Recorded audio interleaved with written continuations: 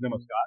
आज हम एक ऐसी घटना की बात करेंगे जो हमारे समाज में तेजी से बढ़ रही है और जिसका शिकार कोई भी हो सकता है। यह घटना है साइबर ठगी की, जिसने लखनऊ में एक प्रतिष्ठित डॉक्टर को अपना निशाना बनाया। डॉक्टर रूबी थॉमस, जो पेशे से एक जानी मानी चिकित्सक हैं, हाल ही में एक बड़े साइबर फ्रॉड का शिकार हुई है।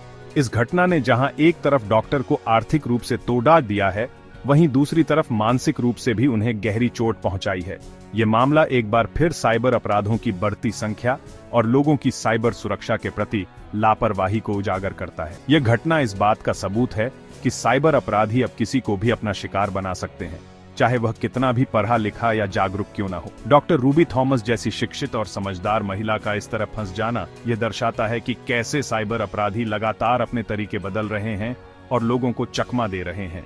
यह घटना सिर्फ एक डॉक्टर के साथ हुई वारदात नहीं है, बल्कि यह पूरे समाज के लिए एक चेतावनी है। हमें साइबर अपराधों के प्रति सतर्क रहने और खुद को और अपने परिवार को इस खतरे से बचाने के लिए जरूरी कदम उठाने की जरूरत है। डॉक्टर रूबी थॉमस की जिंदगी एकदम सामान्य थी। अपने मरीजों की सेवा में समर्पित डॉक्टर थॉमस का जीवन एक निश्चित दिनचर्या में चल रहा था, लेकिन एक दिन अचानक आए एक फोन कॉल ने उनकी जिंदगी में भूचाल ला दिया।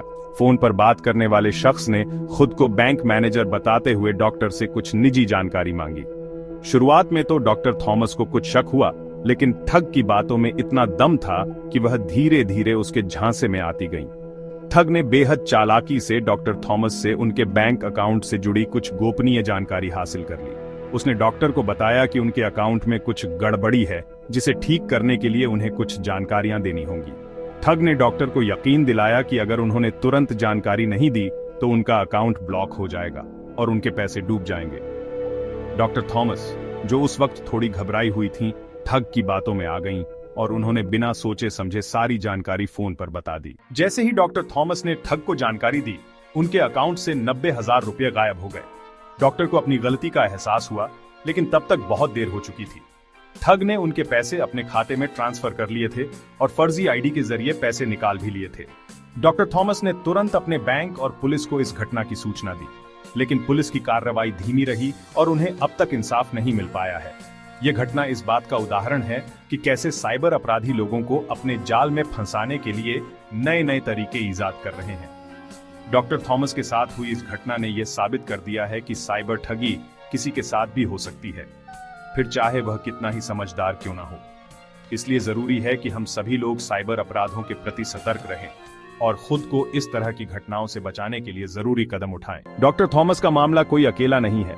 साइबर ठगी के मामले दिन ब दिन बढ़ते जा रहे हैं और इसका शिकार कोई भी हो सकता है। साइबर अपराधी लोगों को फंसाने के लिए तरह तरह के हथकंडे अपनाते हैं।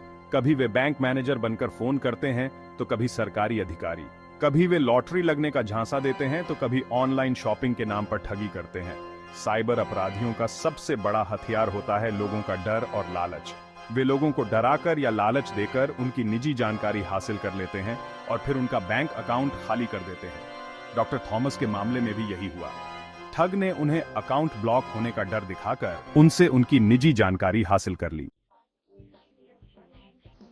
साइबर ठगी सिर्फ आर्थिक नुकसान ही नहीं पहुंचाती, बल्कि इसका शिकार हुए व्यक्ति पर गहरा मानसिक असर भी पड़ता। डॉक्टर थॉमस के साथ भी यही हुआ। ठगी का शिकार होने के बाद से ही वे सदमे में हैं। उन्हें समझ नहीं आ रहा है कि आखिर उन्होंने ऐसी क्या गलती की जो वे इस ठगी का शिकार हो गईं। इस घटना ने उनके मन में डर और असुरक्षा की भावना भर दी है। डॉक्टर थॉमस का कहना है कि इस घटना के बाद से ही उन्हें लोगों पर से भरोसा उठ गया है। वे अब किसी से भी अपनी निजी जानकारी शेयर करने से कतराती हैं। उन्हें लगातार इस बात का डर सताता रहता है कि कहीं कोई फिर से उन्हें अपना शिकार न बना ले। साइबर ठगी से बचने के लिए जरूरी है कि हम सभी लोग सावधान रहें और कुछ बातों का ध्यान रखें। किसी भी अनजान व्यक्ति से अपनी निजी जानकारी शेयर न करें, चाहे वह फोन पर हो, SMS के जरिए हो या फिर ईमेल के जरिए। किसी भी लिंक पर बिना सोचे समझे क्लिक न करें। साइबर अपराधी अक्सर फिशिंग लिंक भेजते हैं जो आपके डिवाइस में मालवेयर इंस्टॉल कर सकते हैं। अपने बैंक अकाउंट और ऑनलाइन अकाउंट के पासवर्ड मजबूत रखें। अपने पासवर्ड नियमित रूप से बदलते रहें। अपने मोबाइल फोन और कंप्यूटर में एंटीवायरस सॉफ्टवेयर इंस्टॉल करें। यह आपके डिवाइस को मालवेयर से बचाने में मदद करेगा। किसी भी ऑनलाइन ट्रांजैक्शन से पहले वेबसाइट की सुरक्षा जांचें। सुनिश्चित करें कि वेबसाइट का URL https// से शुरू होता है और उसमें एक पैडलॉक का आइकॉन भी हो। इन सभी उपायों के साथ साथ हमें साइबर अपराधों के बारे में जागरूक रहने की भी जरूरत है। हमें अपने बच्चों को भी इंटरनेट का सुरक्षित इस्तेमाल करने की शिक्षा देनी चाहिए। याद रखें, सावधानी ही साइबर ठगी से बचने का सबसे कारगर उपाय है। डॉक्टर थॉमस के मामले में पुलिस ने एफआईआर तो दर्ज कर ली है, लेकिन अभी तक ठगों का कोई सुराग नहीं लग पाया है। यह मामला इस बात का उदाहरण है कि कैसे साइबर अपराधी कानून की आंखों में धूल झोंक कर बच जाते हैं।